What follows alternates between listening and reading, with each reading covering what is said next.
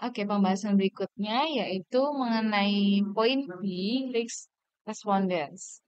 Nah, pada pembahasan ini, auditor akan melakukan prosedur audit lanjutan untuk melengkapi risiko yang telah diidentifikasi dan dinilai pada tahap risk assessment. Secara umum, pada tahap ini akan dilakukan prosedur sebagai berikut. Yang pertama, pemilihan prosedur audit untuk akun yang dipilih. Kemudian yang kedua, menentukan jumlah sampel yang akan diuji. Dan yang ketiga, input jurnal koreksi baik dari manajemen maupun auditor. Dan yang keempat, prosedur pengujian khusus. Nah, langsung saja ke yang pertama yaitu kita akan membahas mengenai worksheet. Bisa diklik pada B100.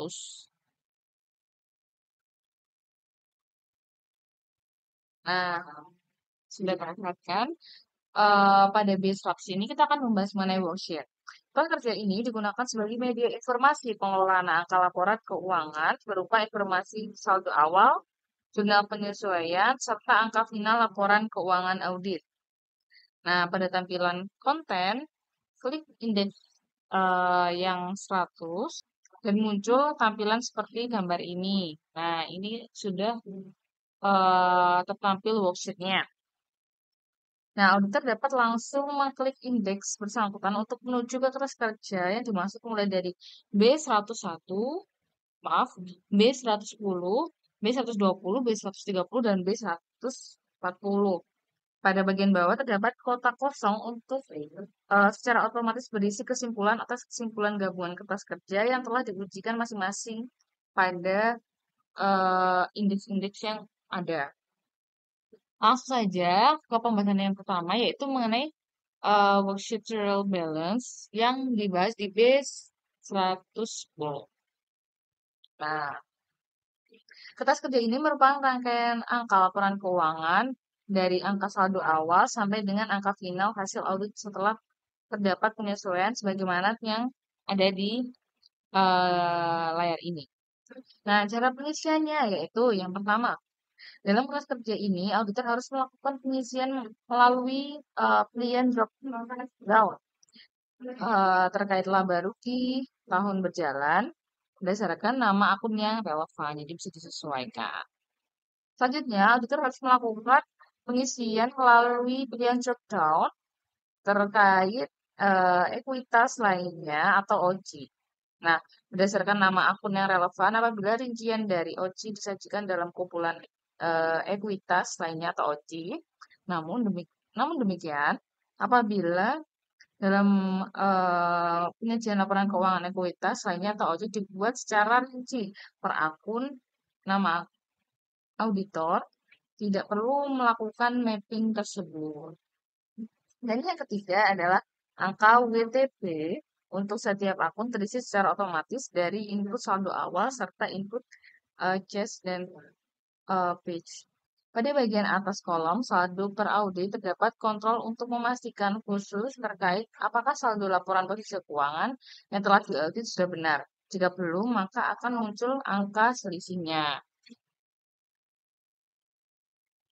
Nah, mungkin itu, jadi bisa disesuaikan dengan instruksi yang sudah dijelaskan tadi. Kita bisa kembali. Selanjutnya kita akan membahas base 120. Nah, base 120 yaitu membahas tentang mapping, prosedur, dan lead schedule. Nah, akun yang muncul adalah yang memenuhi 3 kriteria sebagai berikut. Yang pertama, akun yang memiliki nilai material dan akun signifikan atau MS. Kemudian yang kedua adalah akun yang memiliki nilai material dan akun yang tidak signifikan atau MTS. Dan akun yang ketiga yaitu akun yang memiliki nilai tidak material dan akun signifikan atau TMS. Nah, daftar akun yang muncul secara otomatis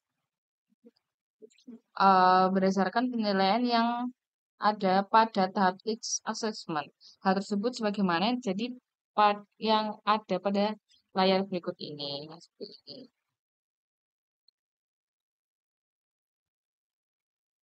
Nah, jadi perlu diketahui keterangan sudah tanda bank prosedur pada kotak yang berwarna kuning yang dapat diklik ke database prosedur yang ada. Eh, Auditor dapat menambahkan atau menghapus notifikasi secara manual prosedur audit per akun sesuai dengan keperluan dan sesuai dengan industri audit. Selanjutnya, terdapat beberapa kolom tabel di atas dengan menjelaskan sebagaimana berikut, yaitu, nah, ada nama akun, nah, kemudian ada indeks, kesimpulan, dan keterangan. Nah, nama akun di atas otomatis nama akun yang terpenuhi tiga kriteria tersebut yang telah kita sebutkan di atas, yaitu MS, MTS, dan TMS. Nah, indeks terisi secara otomatis. Kemudian kesimpulan. Nah, kesimpulan ini terisi secara otomatis dari kesimpulan tiap akun yang lewat schedule maupun kertas kerja CA, CE, dan page. Nah, kemudian selanjutnya itu yang terakhir adalah keterangan. Keterangan terisi secara otomatis dari keterangan yang diinput manual pada lead schedule tiap akun maupun kertas kerja CAJ dan PAJ. Seperti itu. Nah, selanjutnya setelah semua simpulan di tiap akun pada lead schedule maupun kertas kerja CAJ, PAJ telah terisi, maka auditor membuat kesimpulan secara keseluruhan, terutama terkait dengan kondisi ketidakwajaran atas hasil pengujian substantif. Sebelum simpulan dari pengujian substantif pada tabel di atas terdiri secara otomatis auditor harus melakukan perencanaan penghitungan substantif pada tiap akun dengan mengklik kolom Romawi indeks pada sebelah nama akun tersebut. Nah, bisa diklik ini. Bisa zoom sebentar. Nah, diklik. Setelah pada kolom indeks, klik. Setelah tanda pada kolom indeks diklik, maka akan menuju ke kertas kerja land schedule pada setiap akun. Sedangkan pengisian atas kertas kerja land schedule selanjutnya adalah sebagai berikut. Nah, sebenarnya ini land schedule-nya. Yang pertama yaitu pada tampilan land schedule terdapat informasi umum mengenai materialitas sersi yang relevan, pro, dan apakah termasuk akun signifikan yang terisi secara otomatis dari hasil pengisian sebelumnya, serta resume substantif analisis prosedur yang harus diisi secara manual. Kemudian yang kedua, selanjutnya untuk keterangan resume substantif analisis prosedur diisi secara drop down berupa high atau moderate atau no, serta pengisian ini didasarkan pada timbangan tingkat keyakinan dari hasil prosedur analisis substantif yang akan atau telah dilaksanakan. Hasil dari pengisian poin 1 dan 2 akan digunakan untuk menentukan nilai dari range pada tabel rencana sampel. Nah, ini tabel rencana sampelnya. Nah, nilai performance material pada tabel ini akan terisi secara otomatis dari hasil penentuan tahap sebelumnya. Perfect income subject evaluation merupakan jumlah nilai item yang telah atau akan diuji secara terpisah sesuai dengan karakter tertentu. Kemudian auditor harus mengisi range yang diperoleh dari tabel di atas. Penentuan nilai confidence factor mengacu pada risiko yang telah dinilai untuk setiap akun yang dapat dilihat pada tahap warna kuning sebagaimana nilai acuannya. Nah, nilai acuannya kuning. Jika sebelumnya auditor telah menentukan nilai perfect material pada akun tertentu, maka auditor harus memilih akun tersebut secara drop down dengan nama akun yang sama dengan nama akun yang ada di judul dan schedule pada bagian atas. Apabila nama akun yang terpilih berbeda dengan nama akun, kemudian selanjutnya yaitu, nah ini. Kemudian prosedur audit. Klik tulisan, pilih prosedur. Diklik. Oke. Pada kotak biru yang tadi itu bisa diklik, kemudian akan mengarah ke tabel ini. Nah, tahap prosedur dari akun yang terkait yang berasal dari kelas kerja bank prosedur. Kemudian, auditor dapat menggunakan nama akun apabila tidak tepat dengan memilih drop down pada warna hijau di bawah pilihan akun. Nah, nanti bisa dipilih disesuaikan juga. Pada bagian kolom status, auditor tidak memilih prosedur dengan pilihan drop-down lakukan atau tidak lakukan dan tidak relevan pada masing-masing baris prosedur. Kemudian pada kolom PIJ diisi dengan KAP yang mengerjakan. Dan bisa diisi dengan KAP yang mengerjakan. Habis itu kolom referensi diisi dengan membuat link atau hyperlink pada kelas kerja pendukung. Kemudian yang terakhir yaitu simpulan. Kita bisa kembali pada kolom simpulan, auditor dapat mengisi secara drop-down keterangan simpulan atas akun yang diuji berdasarkan professional assessment audit. Nah, simpulan ini berada di atas tabel rincian akun zakat. Jika akun simpulan tidak wajar, maka akan muncul kotak untuk menjelaskan ketidakwajaran tersebut dan auditor diminta untuk mengisi alasannya. Nah, kita lanjut ke pembahasan berikutnya. Bisa kembali. Kita balik ke review index. Nah, selanjutnya kita akan membahas mengenai CACE dan atau page pada B130.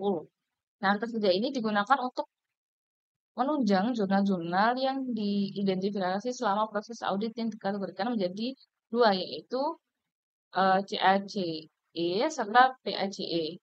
Nah, CACE yaitu jurnal penyesuaiannya yang berasal dari klien, sedangkan PACE yaitu jurnal penyusunan yang disusun oleh auditor kepada manajemen untuk dibukukan berdasarkan hasil dari prosedur audit. Nah, pada kertas kerja ini juga akan mengevaluasi beberapa besar penyesuaian yang tidak dibutuhkan oleh manajer untuk selanjutnya dievaluasi dan untuk menentukan beberapa besar dampak dari jurnal yang tidak dikoreksi terhadap pos-pos laporan keuangan. Nah, nilai yang tidak dikoreksi tersebut akan menjadi dasar auditor dalam menentukan jenis laporan keuangan. Nah, tampilan kertas kerja CACE dan PACE terdiri dua bagian.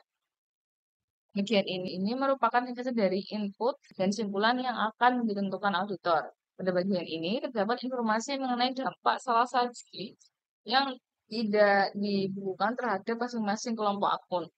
Nilai persentase CACE atau PACE yang tidak dikoreksi dapat dijadikan bahan evaluasi bagi auditor untuk menilai terhadap salah saji yang material atau tidak terdapat pada laporan keuangan. Nah, kemudian yang bawahnya ini adalah input CACE atau PACE. Nah, pada bagian ini merupakan kertas kerja di mana auditor menginput yang ada pada pengidentifikasian apakah dapat jurnal penyesuaiannya dibutuhkan atau tidak dibutuhkan oleh manajemen. Nah, cara pengisiannya yaitu yang pertama, pengisian CACE dan PACE dilakukan secara dual entry untuk setiap transaksinya. Kemudian pada kolom nomor akun, pilih berdasarkan drop-down kode akun yang kalian muncul secara otomatis. Nah, nama akun yang sesuai dengan kode akun. Kemudian, pilih kembali akun pasangan transaksinya. Pada kolom keterangan, isi uraian keterangan mengenai transaksi dari CACE dan PACE tersebut.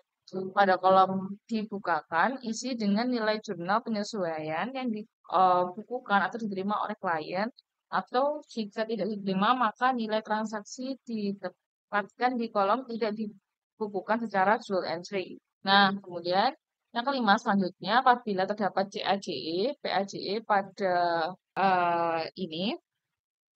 maka penyebab terjadinya CACE dan PACE diidentifikasi jika relevan disebabkan atas kelemahan pengajilan internal dan adanya transaksinya. Nah, kemudian pada kolom nomor akun, pilih berdasarkan drop-down kode akun. Ini akan muncul secara otomatis dan nama akun sesuai dengan kode akunnya. Kemudian pilih kembali akun pasangan transaksinya. Yang ketiga yaitu pada kolom keterangan.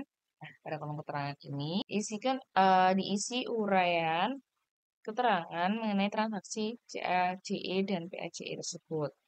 Kemudian pada kolom yang dibutuhkan, nah pada kolom ini berisi nilai jurnal penyesuaian yang dibutuhkan atau diterima oleh klien, atau jika tidak diterima maka nilai transaksi ditetapkan di kolom tidak dibutuhkan. Jadi tergantung datanya.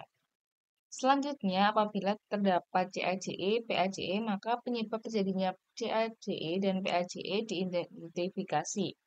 Jika relevan, disebabkan atas kelemahan pengendalian internal dan adanya kecurangan.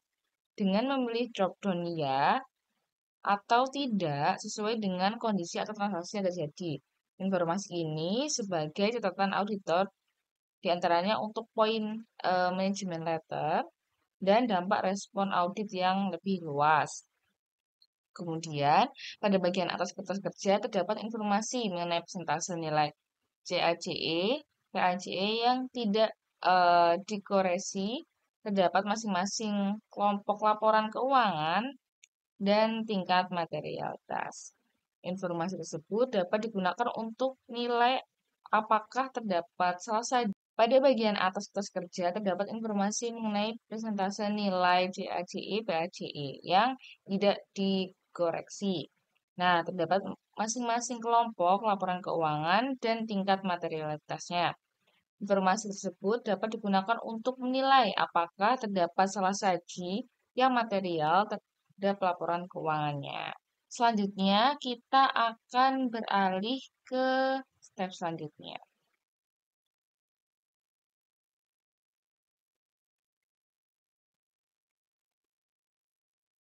Nah, selanjutnya yaitu B140 mengenai laporan posisi keuangan dan laporan laba rugi.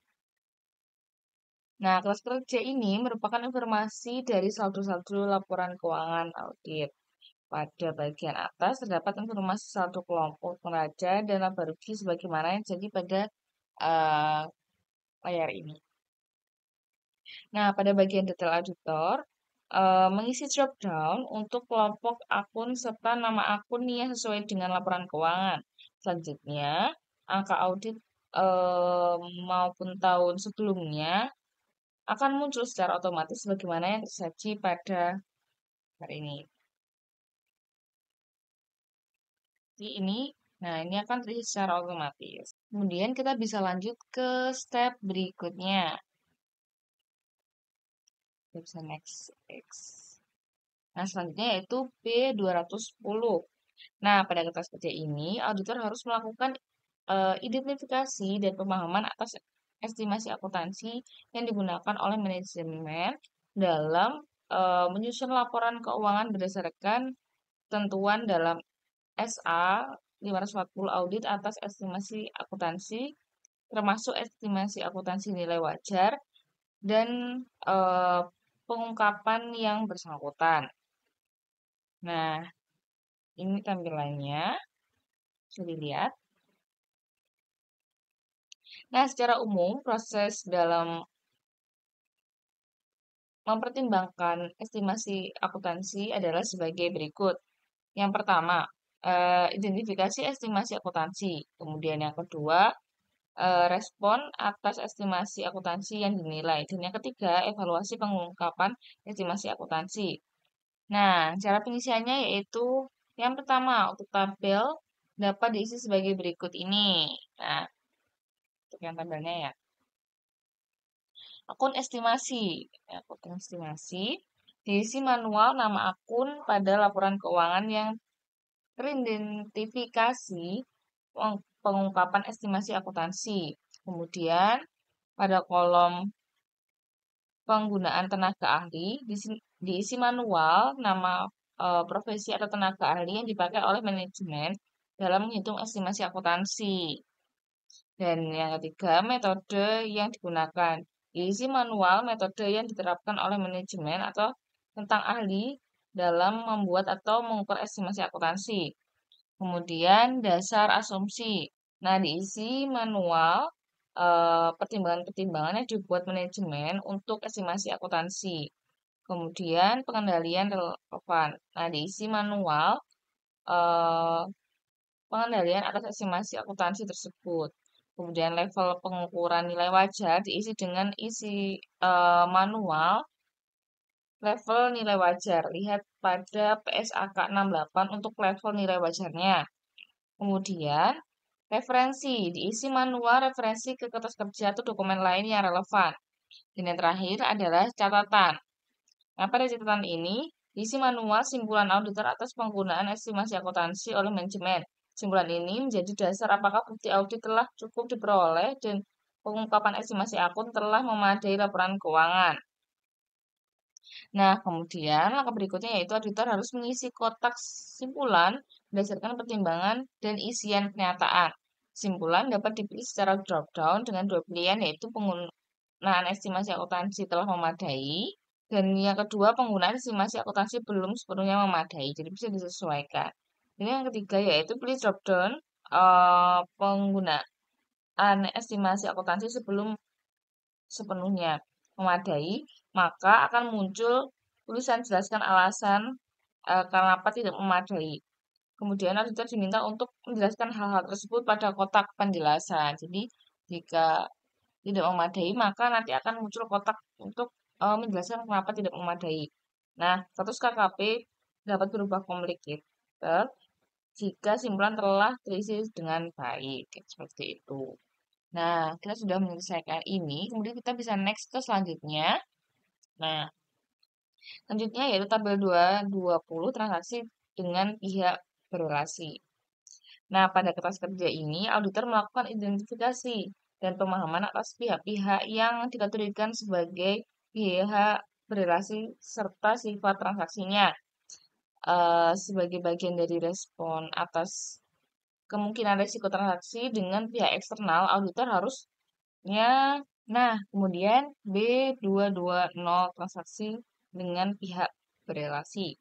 Nah, pada kertas kerja ini, auditor melakukan identifikasi dan pemahaman atas pihak-pihak yang dikategorikan sebagai pihak berrelasi serta sifat transaksinya. Nah, langsung saja mungkin ke cara pengisiannya, yaitu tabel pertama identifikasi pihak berrelasi. Nah, caranya yaitu yang pertama nama-nama pihak berrelasi, sifat hubungannya, dan mengidentifikasi cara optimalisasi terisi dari hasil identifikasi awal pada kertas kerja A230.3 proses aktivitas bisnis utama. Kemudian pada tabel samping kanan diisi jika berdasarkan prosedur yang dilakukan teridentifikasi pihak berrelasi yang sebelumnya belum atau tidak diungkapkan oleh manajemen atau dalam laporan keuangan. Ini tabelnya bisa diisi sesuai dengan instruksinya tadi. Kemudian yang kedua yaitu prosedur yang dilakukan. Ini untuk prosedur yang dilakukan. Cara pengisiannya yaitu auditor menghasilkan daftar prosedur terkait dengan pihak yang berrelasi. Pada kolom pelaksanaan prosedur, auditor mengisi dengan drop down dengan 3 pilihan yaitu dilaksanakan atau tidak dilaksanakan atau tidak berlaku.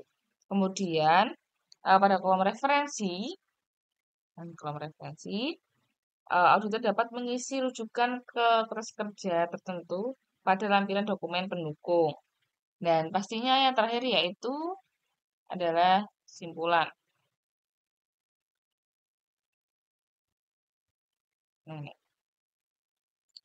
Nah, seperti yang sebelumnya, simpulan harus mengisi kotak simpulan berdasarkan pertimbangan pada isian pertanyaan. Nah, simpulan dapat dipilih secara drop-down dengan dua pilihan, yaitu bukti audit tidak cukup dan tetap Pada bagian simpulan. Nah, simpulan ini sama seperti sebelumnya, itu bisa dipilih drop down sesuai dengan kesimpulan yang ada pada pengisian sebelumnya. Dan kita bisa lanjut ke pembahasan berikutnya. Oke, pembahasan berikutnya yaitu B230 peristiwa. Kemudian, nah, pada kertas kerja ini, auditor melakukan identifikasi atas peristiwa-peristiwa setelah tanggal neraca dan menganalisis lebih lanjut apakah mempengaruhi laporan keuangan dan penggunaannya. Berdasarkan SAK 560 peristiwa, kemudian terdapat dua jenis peristiwa yang harus dipertimbangkan. Nah, yang pertama yaitu peristiwa penyesuaian setelah periode pelaporan yang mensyaratkan entitas untuk melakukan penyesuaian jumlah dilakukan dalam proses keuangan. Kemudian, yang kedua, peristiwa non-penyesuaian setelah periode pelaporan yang umumnya dibuat pengungkapan. Ini diisi. Nah, cara penyelesaiannya gimana? Auditor harus menganalisis setiap pertanyaan pada kolom kondisi yang sudah disiapkan. Nah, kolom jawabannya itu banyak, ada ya atau tidak, isi dengan drop down. Kemudian dampak terhadap akun LK, diisi manual, nilai debit atau kredit jika ada nilai yang berpengaruh pada akun. Kemudian pada kolom penggunaan diisi drop down ya atau tidak sesuai dengan nilainya. Jadi mungkin isinya akan serupa. Kemudian pada akun CAJE dan PAJE, nah ini tulisan muncul secara otomatis jika diisi ya dan pada kolom ya atau tidak, nanti akan berpengaruh. Kemudian pengungkapan yang akan dituangkan dalam catatan laporan keuangan. Nah, yang terakhir yaitu referensi, diisi link ke dokumen pendukung. Nah, kita bisa lanjut ke step berikutnya. Nah, step berikutnya yaitu B240 tentang kelangsungan usaha. Nah, pada kertas kerja ini, auditor melakukan identifikasi dan menilai apakah terdapat isu mengenai keberlangsungan usaha klien. Nah, secara garis besar, terdapat dua aspek kriteria dalam penilaian kelangsungan usaha klien. Yang pertama yaitu aspek keuangan, dan yang kedua aspek operasional. Nah, masing-masing kriteria ini dijabarkan dalam bentuk pertanyaan yang harus dijawab oleh auditor berdasarkan hasil pengamatan dan informasi yang diperoleh auditor, baik informasi eksternal maupun dari informasi manajemen. Nah, sekarang cara pengisiannya. Yang bagian awal. Nah, yang pertama bagian awal.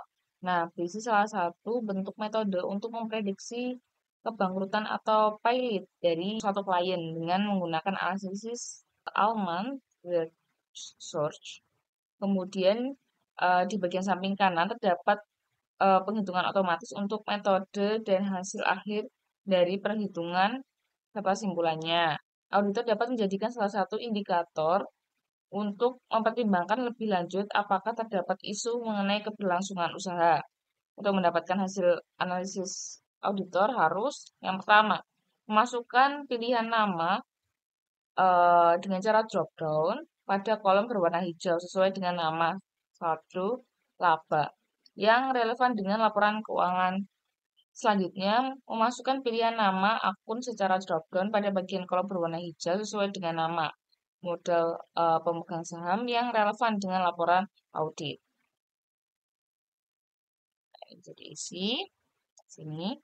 Kemudian bagian yang kedua nih yaitu analisis keberlangsungan usaha atau risk assessment. Nah, terdapat fakta-fakta yang kedua yaitu bagian analisis kelangsungan usaha atau risk assessment.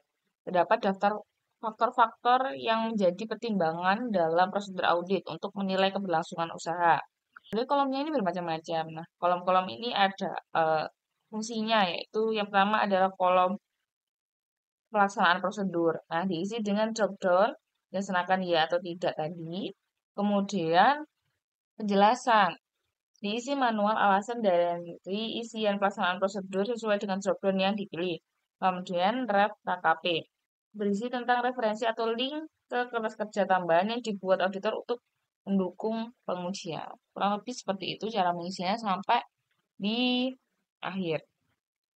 Nah, kesimpulan pun juga sama, bisa dipilih secara shortcut sesuai dengan kesimpulan yang udah disimpulkan dan status HKP-nya kalau sudah selesai menjadi complete. Lebih seperti itu. Kemudian kita bisa lanjut ke pembahasan berikutnya. B250. Nah, mengenai representasi manajemen. Nah, kelas kerja ini digunakan untuk mengidentifikasi nih, apakah auditor telah memperoleh surat representasi dari manajemen dan isinya telah sesuai dengan SA 580 yang tertulis. Nah, representasi tertulis diperoleh jelang akhir atau mendekati, tetapi tidak sesudah tanggal laporan audit atas laporan keuangan. Yang tertulis mencakup seluruh laporan keuangan dan seluruh periode yang disebutkan dalam laporan keuangan. Nah, untuk tabel ini, cara pengisiannya gimana sih? Nah, cara pengisiannya nih, yang pertama, berdasarkan pernyataan pada kolom kondisi, auditor harus mengisi sesuai dengan kondisi yang ada pada klien. Bisa dijawab iya atau tidak, atau N garis miring A. Nah, auditor juga dapat menambahkan informasi penjelasan dalam kolom komentar mengenai kondisi dari masing-masing pertanyaan. Kemudian, yang ketiga yaitu auditor dapat menambahkan referensi atau link kertas kerja pendukung. Dan yang keempat nih, jika semua pertanyaan telah terjawab, maka akan muncul simpulan secara otomatis sesuai dengan hasil jawaban yang serupa. Kemudian, jika simpulan muncul tulisan representasi manajemen tidak memadai, auditor diminta untuk menjelaskan hal tersebut pada kotak penjelasan. Dan yang keenam adalah kotak status KKP. Seperti yang sebelumnya, jika sudah selesai, maka akan tertulis complete. Nah, gitu. Sudah tulis complete kalau sudah selesai. Nah, auditor mempertimbangkan standar audit SA yang harus dan diharuskan surat representasi manajemen sesuai dengan hal-hal yang relevan seperti SA 540 untuk menyatakan kewajiban asumsi estimasi akuntansi yang digunakan manajemen.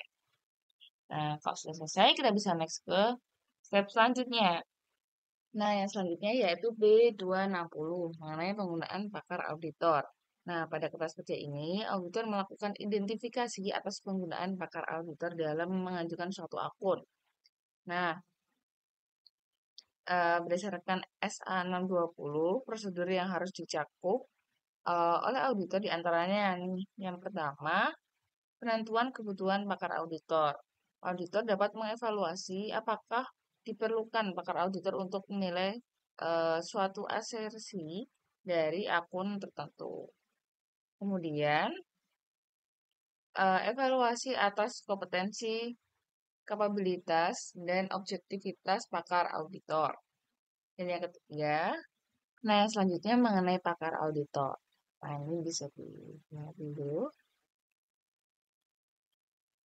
Nah, pada kertas kerja ini, auditor melakukan identifikasi nih atas penggunaan pakar auditor dalam pengujian suatu akun.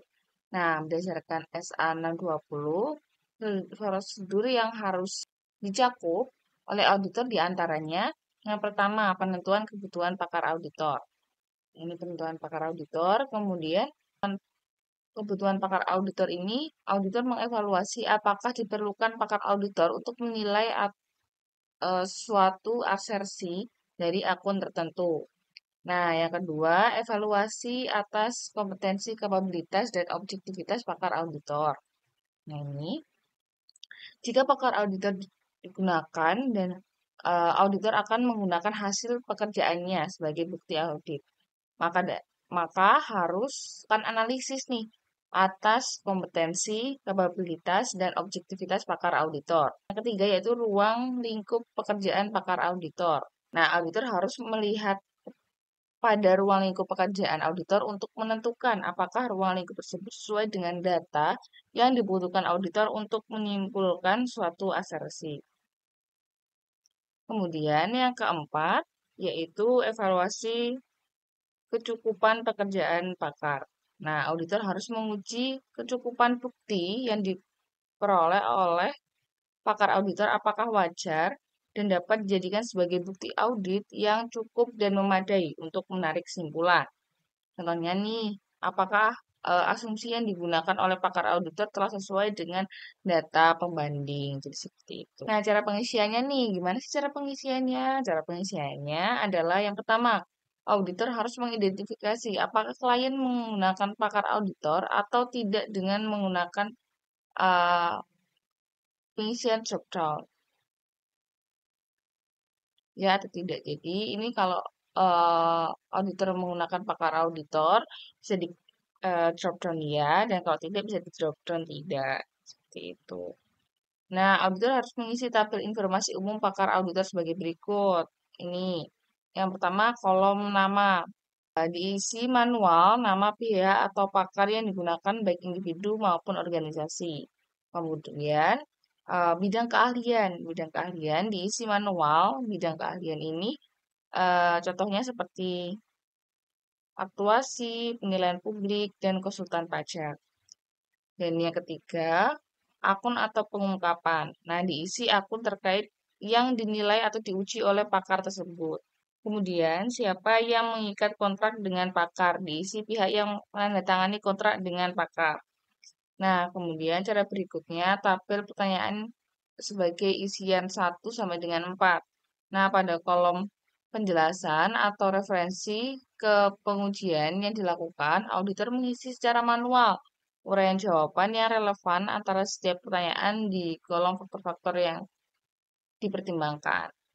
Kemudian yang keempat, bagian akhir atau simpulan. Nah, bagian simpulan ini yang terakhir. Nah, ini dia. Auditor harus mengisi kotak simpulan berdasarkan pertimbangan pada isian pertanyaan. Simpulan dapat dipilih secara drop-down dengan 3 pilihan, yaitu memadai, tidak memadai, dan tidak relevan. Jadi ini bisa di drop-down. Nah, kalau sudah selesai itu bisa tertulis complete. Gitu. Ini kita lanjut ke berikutnya.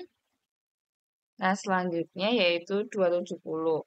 Penggunaan pakar manajemen. Cara pengisiannya ini juga sama kayak yang sebelumnya. Jika kita pilih ya, maka akan diisi sama seperti tabel sebelumnya atau kertas kerja sebelumnya. Ini kita langsung next ke pembahasan berikutnya. Nah, pembahasan berikutnya yaitu 280 mengenai komitmen dan kontingensi. Nah, pada kertas kerja ini, auditor melakukan prosedur untuk menilai nih apa ada komitmen dan kontingensi yang perlu diungkapkan dalam laporan keuangan, sebagaimana janji pada ini. Nah, cara pengisiannya nih. Yang pertama, kursus kerja ini dapat beberapa prosedur pengujian beberapa pertanyaan yang harus dijawab dengan pemilihan drop down. Dilaksanakan atau tidak dilaksanakan dan tidak berlaku. Jadi ini bisa di drop down, nah bisa di drop down nantinya. Kemudian auditor harus menyimpulkan nih berdasarkan pertimbangan pada isian pertanyaan di simpulan. Di simpulan kurang lebih sama, jadi bisa di drop down juga. Ada 2 pilihan, yaitu bukti audit cukup dan tepat serta penilaian komitmen dan kontingensi memadai. Nah, selanjutnya kita bisa balik ke nah, kita bisa ke konten dulu. Nah, itu mungkin pembahasan untuk B responden dari B100 sampai B280. Nah, selanjutnya nanti akan dijelaskan di video berikutnya mengenai pembahasan poin C, complement and reporting.